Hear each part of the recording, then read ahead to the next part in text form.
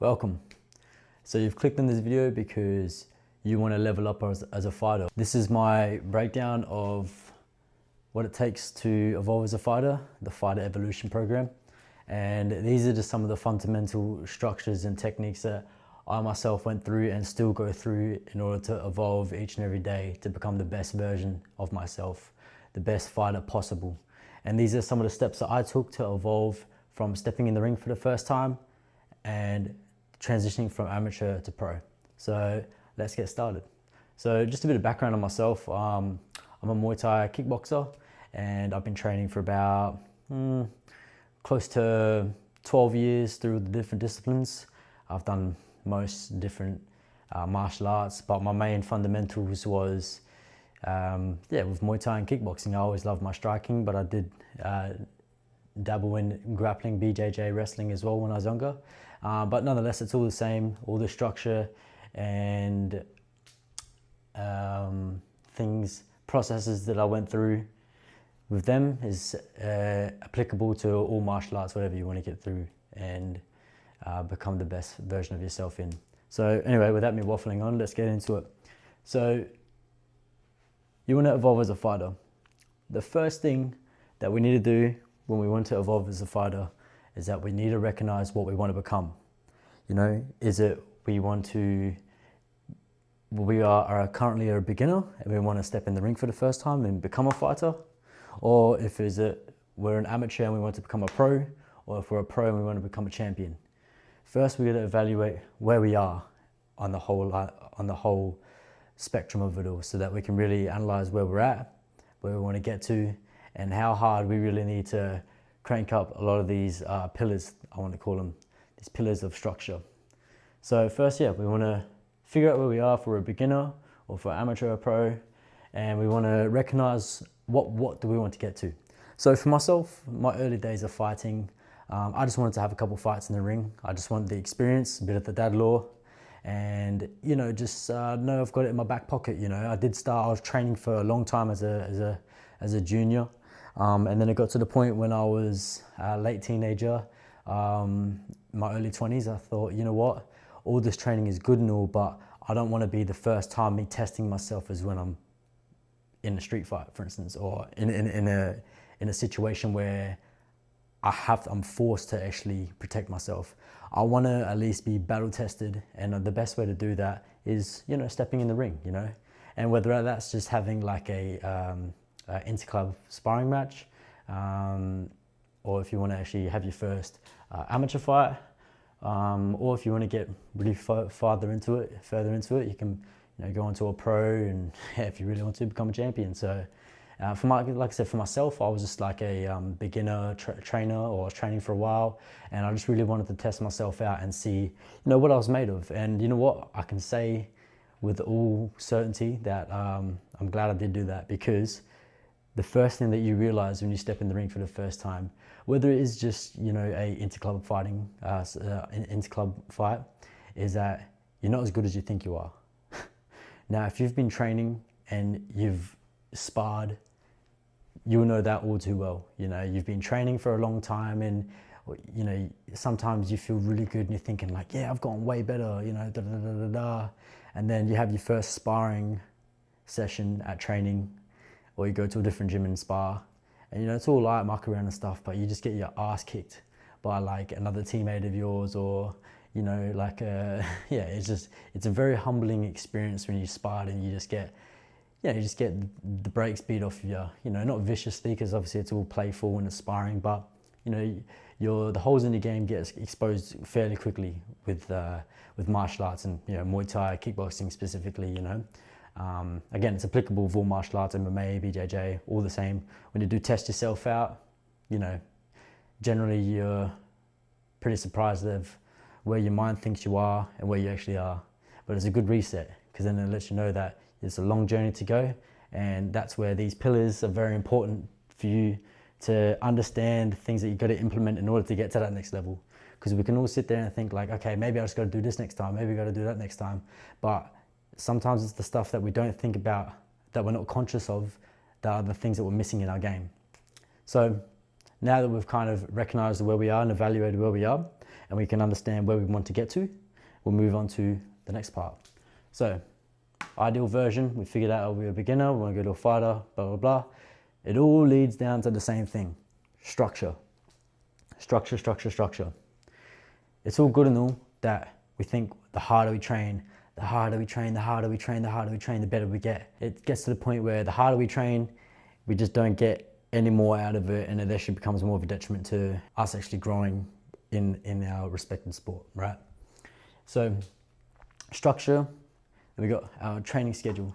So the first part is the training schedule, right? We need to understand that we need to break these things down, these fundamental things. You know, if you're a beginner wanting to become a fighter, or if you're an amateur becoming a pro, etc., etc., etc., you know, this structure is very important, right? This is the very bread and bones of what you need to do to get better, right? And this is what the most general knowledge is, but we just sometimes forget what we need to do, right? So a training schedule.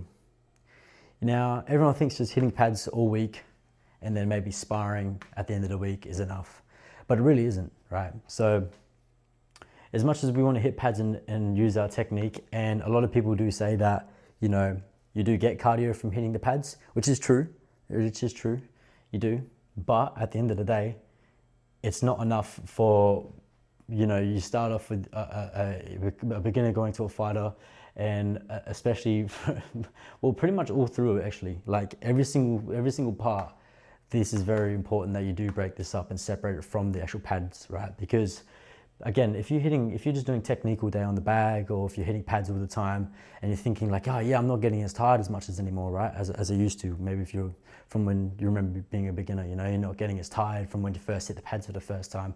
Now you're like, oh, I can do like 6-7 rounds and I'm not even gassed, you know? You think like, oh, I'm way fitter, right? Wrong. When you have your first sparring match, right, at training, you understand very quickly that when that pressure is put on you from an opponent, and it's not just someone sitting there and you're able just to land every strike that you're throwing, right? You're getting an equal amount of return from every bit of energy you're expending, right? When you realize it's not that anymore, instantly it puts more pressure in your mind, your heart's elevating, you got someone actually throwing back at you. Now you're thinking to yourself, your mind's running so much faster, you're burning so much more energy, you're not listening to your breathing, it all just kind of goes out the window and you become more gassed, right? So as much as, yeah, you can keep doing that, and eventually you will get more of a gas tank because you get used to that feeling of being overwhelmed in a high pressure situation, which is what sparring is. It's still very, very important that we break up certain parts in a week to where we train our cardio. Now, whether that's like I said, it's all dependent on what your what your lifestyle is. If you're working full time or if you're just training full time, it's going to really differ to what you do, right? Me, I work full time, right? So my time is very limited. So I actually have to micromanage all this stuff throughout my week. You know, I don't have a dedicated day just to do cardio. I don't, right? Because my time is so limited, I really have to delegate different parts of my day to doing different things, right? So for me, for instance, right, if you're training full time, right, you might have a day where you're just doing high intensity interval training, right, and you're just training your cardio, right.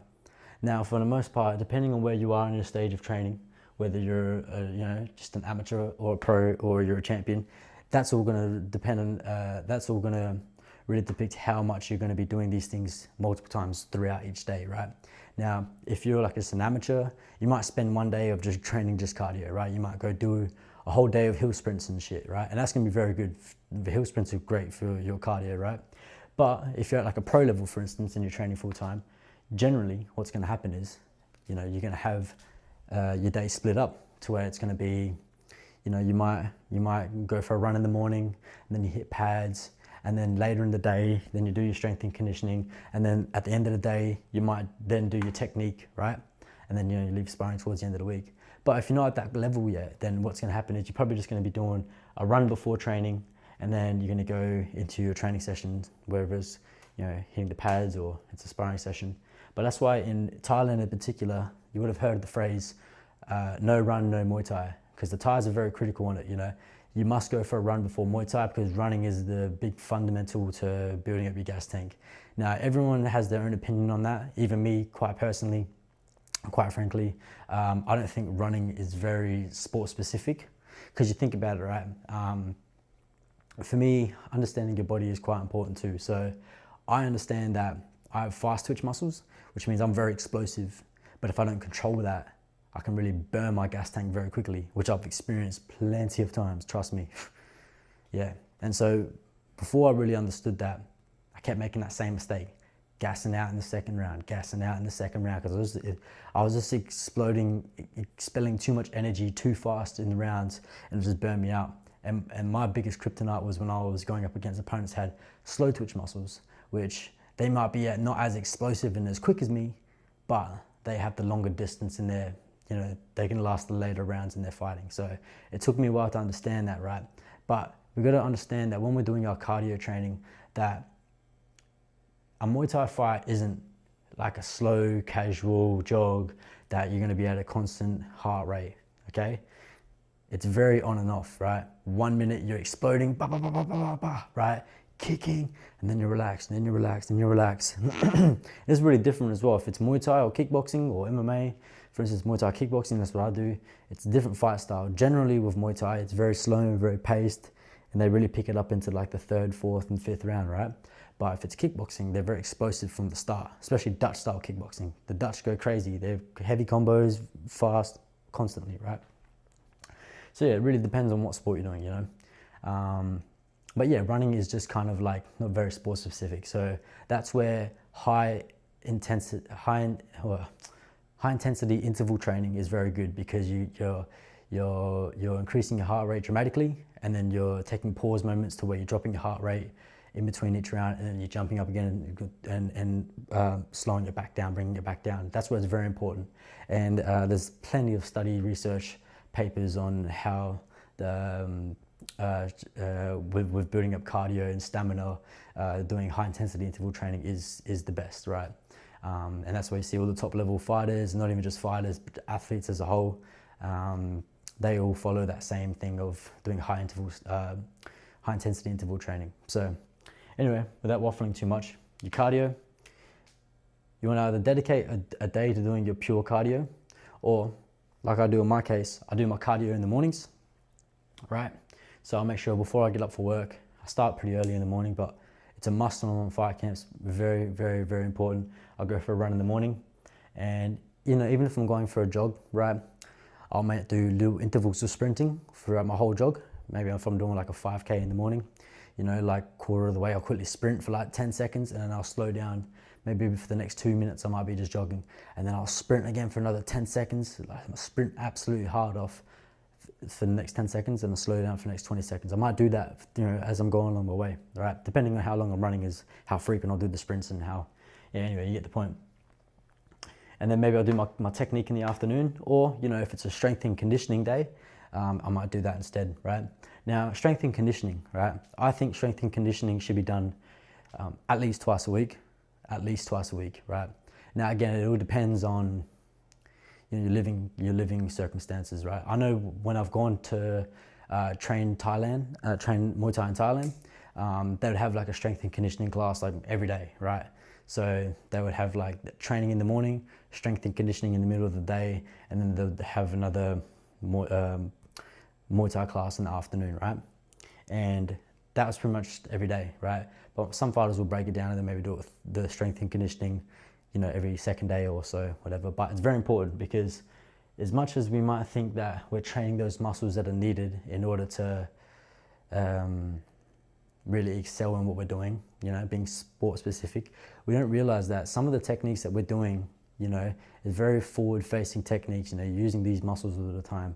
But the thing is that there's some things that you do more than others when you actually are training. So for instance, you might be doing a lot of striking a lot, right? But if you're doing Muay Thai, you've also got the clinch and the sweep.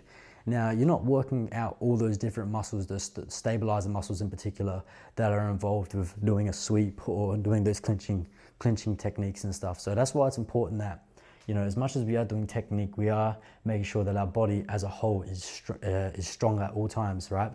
So that's why it's very important. Sparring as well, like I said, we touched on that just before. Sparring is very important as well, because sparring is a good point of where you can really find out where you're at, You know, you can be doing all this and you think, you know, oh, you know, I'm on top of it, I'm doing this and I've really worked out my training schedule. And then sparring comes and then you just maybe gotten worse, right? So that's why it's a good way to really check where you are and really evaluate how you're going. Now, that's enough about training schedule. Diet. Diet, right? Again, if you're a beginner wanting to become a fighter and beyond, your diet is important, right? Again, I've been through it, right? There's my early days, my diet was, man, you don't want to know what my diet was, right? It's just absolutely ridiculous. If I told you what my diet was for some of my earlier fights, you would be like, are you an idiot? And the most truthful answer is, yeah, it was. But I had to go through those hurdles to really come to where I'm at now in my fight career, to understand what needs to be done and what's necessary to get the most out of my training camps. So your diet is very important. Your diet is just as important as your training, essentially, right? Because if you have a terrible diet, when it comes to game day, when you go to fight, right, and you haven't got all the nutrients you need in your body, your mind's not going to be switched on. When your mind's not switched on, you know, you haven't got enough carbohydrates in your body, for instance, you're going to be lethargic, you're not thinking right, boom, you're getting hit when usually you wouldn't get hit. You go to throw a kick, but you can't throw with that same ferocity because you haven't got the energy. Diet's very important, right? So when we are structuring out our diet, the first thing we need to do is analyze our body, right? We've got to analyze our body. We've got to break it down. We've got to figure out our height, our weight, and our age, right? And also our height, our age, our weight, and also what our workload is, right? And this is very important for when we put it in what's it called? A macro calculator, right? I'll put on the screen a macro calculator, which is very simple. There's plenty of them on the internet, but this is the one I use. Pop it here. And yeah, this is called, I'm pretty sure, macro calculator. So yeah, you want to get all those things jotted down into it, and it will quite literally calculate what your energy, your general energy expenditure will be for your current height, your current weight, and your age, and your activity level, right? And what it will do is it will, and it will also say what your ideal goal is, right? And what the time frame is. So that's why it's very important to get this down packed, because if you got a fight coming up and you're like, all right, I'm currently at 66 kilos and I'm 5'7" and 66 kilos and I need to get to 58 kilos, which by the way is what I need to get to, so that's why I'm using it. It's important to do that because it'll give you a good time frame on what's a safe amount to be losing each week in order to reach that goal by that certain time period. So you want to chuck all those details in, you want to analyze your body and really figure out what it's going to take to get to that desired goal, weight goal, by that desired time, right? Once we've got that, yeah, calculate it, boom. Once we got that calculation in, before we got that calculation, we can't even move on to anything else, because if we don't know what we're aiming for, then the rest of these don't even matter, right? Because how are we going to know what we're going to eat, how much we're going to eat? And as much as you might think, oh, I'm just going to cut out fast food and this and that, there's actually quite a lot more to it, you know? There's a lot more to it in terms of like your eating schedule and so forth. We'll get to that. So yeah, calculate it. Once you've calculated what it's going to take to get to that goal, for instance, you work out, all right, currently, you know, estimated you've been eating 3,000 calories a day, let's say, for instance, for instance, 3,000 calories a day, right? But if you want to get to that goal and lose that amount of weight in that desired time, you're going to have to be cutting weight at, let's say, 2,300 calories per day, right? That's going to be your overall maximum amount of calories that you can consume each day, right? Once you figure that out, right, then we can really start to calculate. And then we need to go to the grocery store, or if you've got a meal prep service, then you can figure out how many meals you're going to have to eat each day and some supplementary items you're going to have to consume throughout the day. For instance, I'll just grab some things. All right, just as a reference for what I'm saying, right?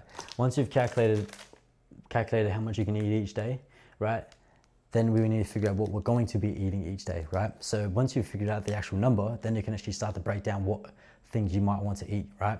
So whether that's you want to actually cook the food yourself or you want to get a meal prep company, completely up to you. Me, I'm lazy as hell.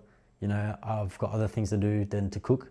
And even when I do cook, I'm not good at it. So I understand I'm not good at it. So let's just cut that whole thing out and let's get a meal prep company. So for me, for instance, right, the beauty of meal prep companies is that they have the macros already on there. So for instance, this is 422 calories, 34 grams of protein, 38 carbs, and 13 grams of fat, right? I know that's what I got, right? That's important. Then I've got my protein bars, right? 20 grams of protein, you know, it's got all the macros on the back, right? Boom.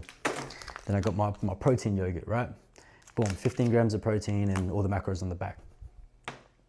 Now it's important that I get those things, right, that makes it easier for myself, because we don't want to overcomplicate things, especially when we've got something stressful like training for a fight, okay? It's hard as it is, and you might think that, you know, you have all the time in the world to cook, but if you actually are training for your first fight and you are working full-time, or maybe you're still currently in school or university or whatever it is, you realize pretty quickly that if you don't have the things in place in order for you to set yourself up for the best result, you're going to easily fall off track and you're just really not going to hit that goal.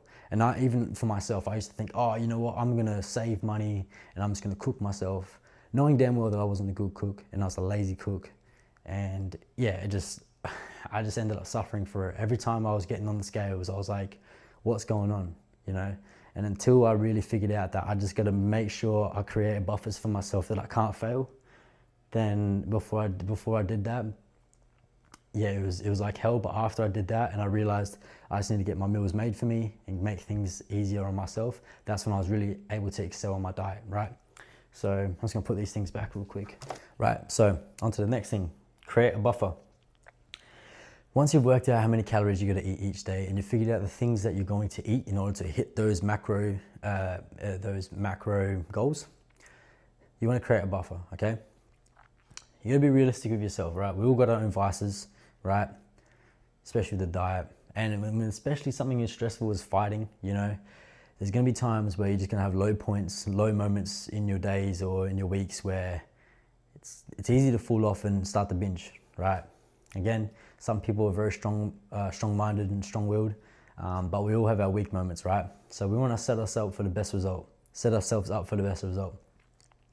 for myself, I'm like, you know, I like chocolate, right? And I like sweet things, right? But I know damn well I can't eat it when I'm fighting, right? Wrong. I can eat it. I just gotta eat the right things. So if I like to eat yogurt, right, instead of getting the yogurt that is full of sugar and shit, I'm gonna get a healthy alternative like I showed you before. I'm gonna get a protein yogurt, right? And that's gonna be a much better item to consume rather than the ordinary yogurt that I might give into last moment. And then when I'm craving that yogurt so bad, the only thing that's available is something from like a convenience store, which isn't going to be a good option for me, right? Again, it's going to make me fall off my diet. So just to create a buffer, I'm going to get something that I know I'm going to crave, which is yogurt, for instance, but I'm going to get a healthy alternative. I've got it on standby at all times, right? It's going to quench that craving at any time, right? Another thing is chocolate, like I said. Now there's gonna be times where I'm gonna be craving chocolate, right? So to kind of defeat that craving or prepare for it, healthy alternative. I'm gonna get chocolate protein bars, right? Yeah, they might have a little bit of sugar in it, but they're gonna be a way better option than if you're gonna go down to, again, the convenience store last minute and be like, oh, I'm gonna get a Kit Kat. Just one Kit Kat won't hurt, but you'd be surprised, you know, you create those little habits and they start to build up very quickly. And again, you're gonna end up falling off your diet. So creating a buffer is very important, right? Another thing is track your calories, okay? Track your calories, right? Okay, cool, right? You've worked out that you've calculated how many calories you're gonna eat each day, right? In order to get that goal. You've worked out what you're going to be eating each day, right? But it's important that we make sure we track our calories, okay?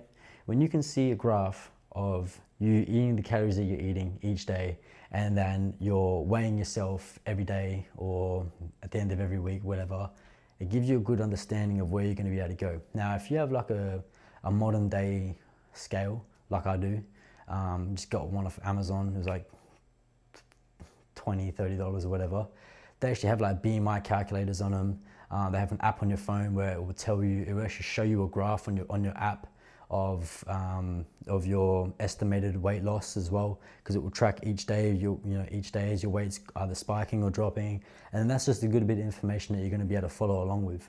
Also, getting an app like MyFitnessPal, that's a good app to use. But there's other macro accounting apps as well you can get for your phone that are maybe free, or even use ChatGPT, right? ChatGPT I was using for a while. If you have the pro version, that's the GOAT right there, right? The pro version was just a great help for me. It really helped me on one of my recent fight camps as well. Really made me lock in. And it will also give you real-time feedback as well as you're updating your meals throughout the day. It will tell you, like, you can set it up the way you wanted it. Like for me, for instance, when I used ChatGPT, I told it what my desired outcome was, how much time I had. I told it what my training schedule was, and blah blah blah. And I even went as far as to tell it my mood throughout the day, right? Because I wanted the AI to know what my mood was and give me options in order to improve my mood, right? Or give me feedback on why my mood would be like that. Also my energy levels as well tied in with my mood. So like throughout the day, it might be lunchtime, and I'll tell it, all right, this is what I've now ate. Like I'll take a picture of what I ate, and it will add it to the graph that I've set it out to make for me, tracking my macros throughout the day. And then I'll be like, okay, now I also want to log my mood. Currently, I'm feeling a little bit lethargic, and I don't know, I'm feeling a bit sluggish, lethargic, and I'm not quite alert, right? And it will be like, okay, well, maybe we need to implement a little bit more carbs, or time your carbs at this time of the day instead, And yeah, it was just a very good help for me to really like hyper-analyze my fight camp and my diet and my dieting to really make sure I was tip-top shape. So yeah, tracking your calories and just tracking overall your weight loss and just fine-tuning things along the way, right? Like I said. Now your eat schedule, right? Eat schedule is very important as well, right? I know we're going really deep with this, but it's very important because if you don't get all these things in line, you're just not setting yourself up for the best outcome, right? So it's important. So eat schedule. Now, like I just said to you with the ChatGPT thing, this is why I liked it so much, because as much as you got like the MyFitnessPal apps, that's all good for just tracking the calories, right? But it doesn't tell you all these other things that you might be a great deal of help for you as well, especially in the sport. Especially in the sport that we're doing, where it's important to be alert, right? So eat schedule. So you're gonna have a certain amount of calories you can consume throughout the day, protein and fat, blah blah blah, right? But with what we're doing, we need fast burning calories, because we need that quick expulsion of energy, and we need to be feeling alert, right? Now, fat is good for mood regulation, but carbs are good for energy expenditure, right? So that's why at the start of your fight camp and midway through, obviously, when you do your own research as well, you'll find that it's important to keep your carbs high and your fat low, right? Not too low, but you want to keep your carbs high, right? Carbs high, protein high, and fat kind of low, right? But as you get further on into your fight camp, towards the end, especially fight week, you want to switch the carbs out to fats high, carbs low, right? Because your energy expenditure is going to be lower with fight week, because you're not going to be training as hard, because there's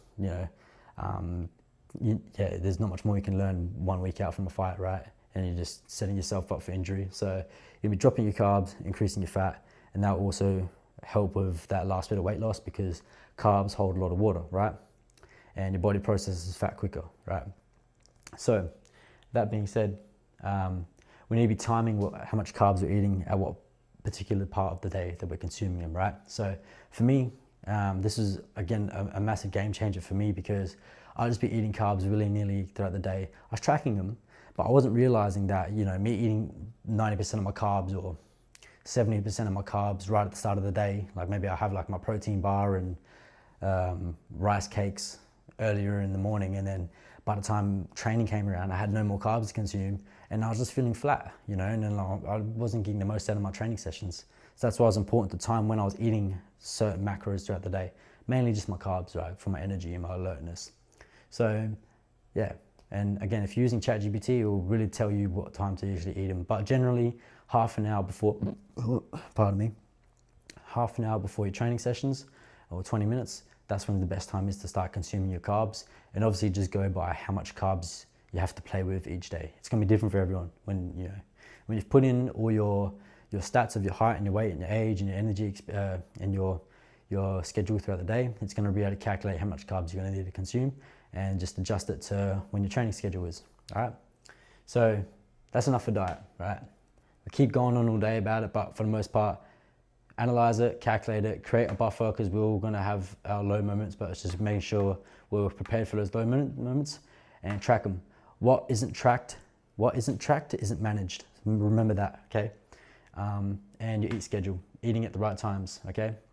Also, last thing on diet, eating schedule, okay? You want to make sure you're not consuming your carbs before you go to bed. Think about it. Carbs are for when you're burning energy. If you're not going to start burning energy, then why are you going to eat the carbs? For instance, you're not going to eat rice before bed, because rice is what? Energy.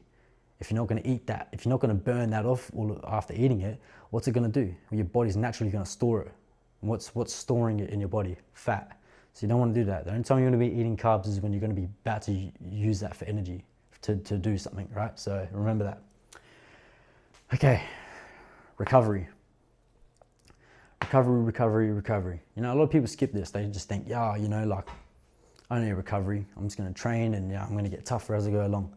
But you might get along with that. You might get away with that for a while, but when it all comes crashing down, it all comes crashing down, right? You know, when you get injured, you look back at this and be like, damn, I should have implemented some of this. So recovery comes in many forms and shapes, right? Whether it's through, you want to use an ice bath, sauna, you know, hot or both, hot cold therapy. You want to do like massages, like soft tissue massage or sports massages, depending how sore your muscles are from training, etc. Active recovery, and you know, making sure you sleep a lot. So ice bath, I love the ice bath, but I can't lie, it depends on a certain time, what part of the year it is, and if I have it available, I'll definitely use the ice bath. But for me, I've got a sauna in my apartment complex, so I used to do sauna most nights. I do, depending on what time I come back from training and, you know, what time I start work the next day, etc. Right? But sauna is very important. There's plenty of studies out there that show that there's, for instance, the sauna drops your blood pressure. It helps with, I know there was a study in the Scandinavian countries, I think Norway and Denmark, where they said that it was like people that used the sauna 5 times a week had like a 60% reduced overall mortality rate, which is crazy, because it's like overall means like an overall drop of all type of body malfunctions, whether it be heart disease or, you know, liver failure or, you know, exactly, like strokes, whatever. And yeah, you can look it up. There's an actual result. I'm going to butcher if I try to regurgitate it, but plenty of research studies on the benefits of sauna, right? It's great for anxiety and just stress relief. Beautiful, right? Massages, you know, massages is great, but you know, like I said, I'm very busy, so I don't really have time to get a massage all the time. But look, there's times where, you know, it's very necessary. Like if I've got like a really sore neck from doing a lot of clinching, you know, sometimes I just need to get that tissue just massaged out, just to make sure I can release the tension in the muscles. So there's there's a good use case for massages. You know, everyone's different. Stretching is very important. If you're not stretching out the muscles, as you especially been training your ass off, you know, especially when you're at the pro level to go champ, you know, your training sessions are crazy, right? If you're not stretching the muscle out, then you can create knots, and then, you know, you can really pull tendons or pull muscle fibers, and you can just, you know, delay, you know, you can injure yourself and you have to pull out of a fight. You know, what's the point of that? What's the point of not taking, you know, 20, 30 minutes after a training session just to stretch out? You know, it could even be for 10 minutes. You just do a quick 10-minute stretch, you know, and just make sure you're stretching the muscles out. All it does is increase the blood flow to the body, and those, you know, and blood flow to the needed parts of the muscles is very crucial for the healing process, right? So if you're not doing that, then, you know, you're just, I don't know, you're just being lazy, quite frankly. You know, it doesn't take long and it's got such a big benefit to it. So yeah, and also, you know, stretching allows you to get more mobility and flexibility in like your hips, and, you know, just everything is great, right? Active recovery. Now, when people don't like to recover because they say, like, I don't know, for instance, you know, like I train every day because, you know, I'm trying to be an animal, whatever.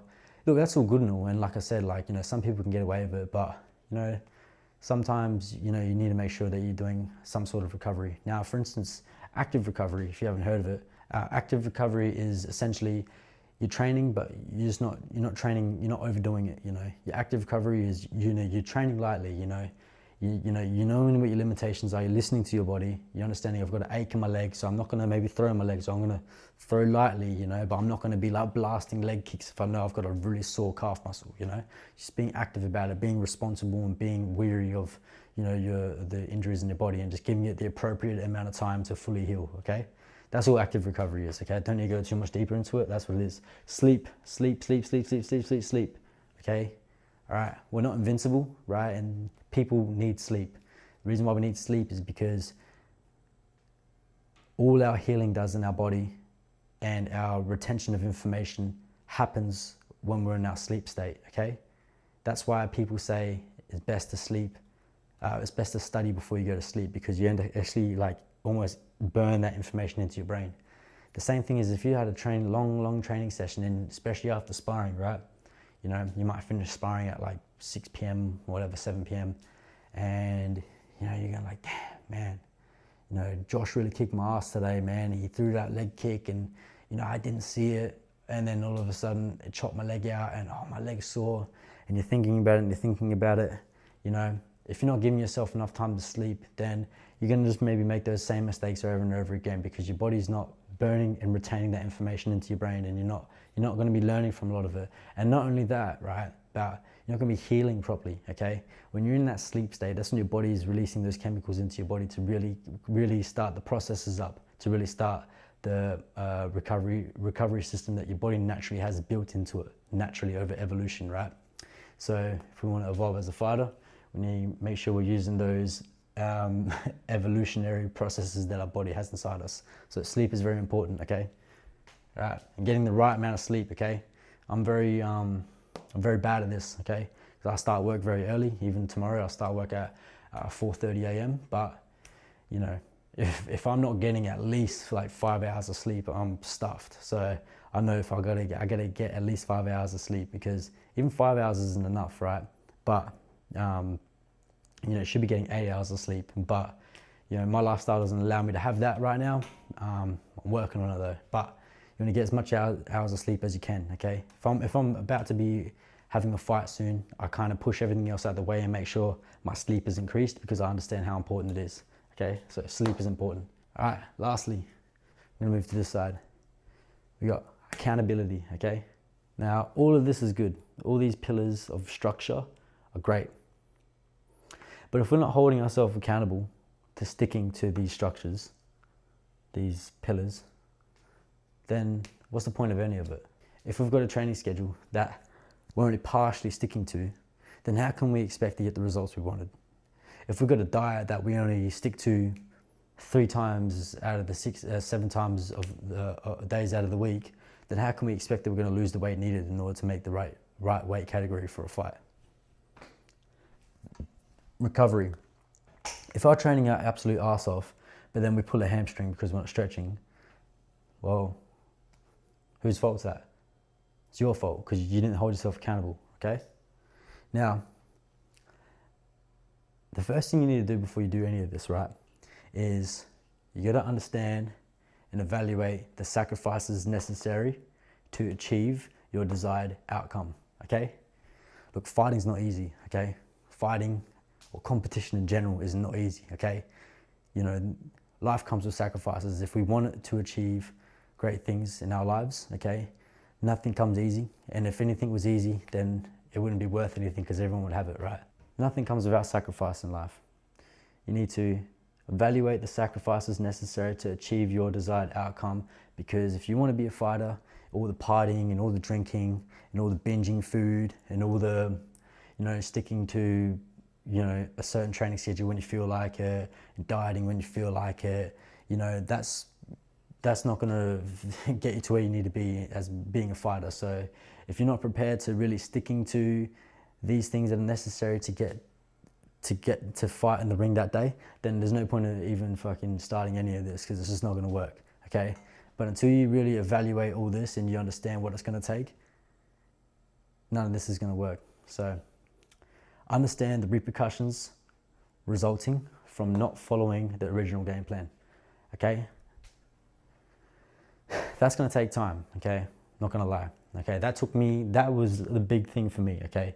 Understanding the repercussions resulting from not following the original game plan is going to be a lot of trial and error, because there's going to be some times, right, you know, especially when you're starting off becoming a beginner to a fighter, and especially when you're becoming an amateur to a pro to a champ is like, you know, if you're a pro, you already kind of understand the systems that are needed and what's needed to even become a pro, because people don't play when they're a pro. When they're an amateur, people are taking it serious, but when you're a pro, it's a different animal. So yeah, anyway, because if you're not sticking to your diet and you're thinking, I'll eat this and I'll just run it off, you know, I'll eat this chocolate sundae and that's okay, I'm going for hill sprints tomorrow anyway, right? You know, you don't realize it, but everything adds up, okay? And you might think that one little thing isn't gonna stuff you around, right? Or, you know, not training for a couple of days isn't gonna stuff you around. But when that game day comes and you go to step in that ring, and even mentally as well, when you realize when you step in the ring and you know that you've cheated yourself more than once, more than twice throughout the whole game, throughout the whole fight camp, it does something mentally for you, okay? And especially if you've got a tough fight where it takes a little willpower and you're fighting someone that wants it just as much as you, or in this case, maybe even more, because they didn't cheat on themselves and eat that sundae when they weren't supposed to, or miss that training session and just watch TV and watch Netflix when they were supposed to train. You know, those are gonna be the small key factors that are gonna really separate someone that's fully dedicated to someone that's half-assing it. So that's where you need to understand, right, exactly, again, understand the repercussions resulting from not following the original game plan. And again, you know, when you miss weight and you feel like an absolute dipshit because you're like, you know, it could have been easily avoided if I just wasn't, you know, if I wasn't just slacking in holding myself accountable, that's going to eat away at you, you know. And the next time coming around, you're going to realize that I need to make sure that I do stick to the game plan. So, but again, that's going to be a lot of trial and error. And, you know, as your fight career goes on, you're really going to understand that more and find out how necessary that is as you go along. And again, delayed gratification. You know, starting a fight camp can go anywhere from, I don't know, 12-week fight camp, 10-week fight camp, 8-week fight camp, or, you know, some cases a 5-week fight camp, 4-week fight camp, you know. I mean, it goes lower than that, but generally, you know, especially in the amateur levels and beginner levels, you're going to have like a 8 to 10-week fight camp. That's over 2.5 weeks, 2.5 months, right? It's a long time, you know, it's a long time. So, you know, it's a long time to hone in on all these things and sticking to the structured program just for that one moment where you step in the ring. But again, if you cheap out on yourself, that day's coming.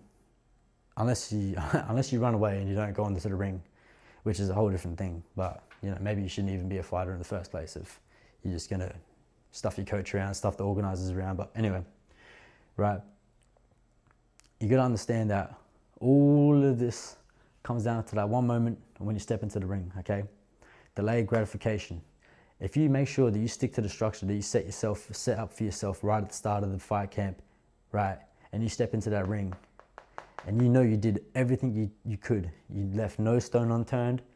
And then when you step into that ring, you know you've come into that ring against your opponent that is the best version of yourself. There's no greater feeling. And when you put through hell into those later rounds and you got blood, sweat and tears coming out of your body, and you're really biting down in that mouth guard and you're giving it all you got to make sure that you're trying to, you know, come out on top in this fight, you know, it's going to really come down to that, you know, that delayed gratification. And when you get that win or you win that belt, there's nothing sweeter than knowing all that sacrifice that you went through this whole fight camp. If it was a 10, 12-week, 8-week fight camp, even a 4-week fight camp of 4 months, maybe you got birthday parties you missed, or, you know, your mate got married or something and you decided not to eat cake at the wedding because you had this delayed gratification in mind. It just makes it all that much sweeter, you know. I know for myself, I'll tell you something, right? I told myself I was not drinking a drop of alcohol, not even one single drop of alcohol. I was not indulging in any alcohol or partying even. I said no parties, no alcohol for over a year, okay? That's what I did, because I said until I become a champion, right, I'm not drinking anything, I'm not partying anything, because quite frankly, I had no reason to, okay? I had no reason to celebrate because I knew how badly I wanted to become a champion, right? And I successfully did that this year, okay? And, you know, that in itself created so much more mental fortitude that I didn't realize I had until I did push myself to get to that point. So you owe it to yourself, you know, fighting in the ring isn't an easy sport, okay? And when you step into the ring, right, you're not only representing yourself, you're representing your coach and your team, okay? So you got to keep that in mind, okay? So it's not just you that you're representing your whole fight crew, okay? So take yourself serious, and obviously you are, because that's why you're watching this video on fighter evolution, okay? So this is my, I'm not going to say quick breakdown because it wasn't quick, but nonetheless, this is my breakdown of what I think is necessary to evolve as a fighter. So thanks for watching, and if you found this video helpful, why not share it with a friend that might find it helpful too. And if you want more help on becoming a fighter or evolving as a fighter, I have a program in the Kickstarter Academy where I offer one-on-one training with people that are only serious about either starting, who are at their beginning stages and they want to step foot in the ring for the first time, or if they're amateur and they want to turn pro or become a champion. I only work with people that are dedicated to wanting to be the best version of themselves. I don't want to work with people that are flip-flopping around. So if that sounds like something that you'd be interested in, click the link in the bio and book a call. Thank you very much. Let's get it.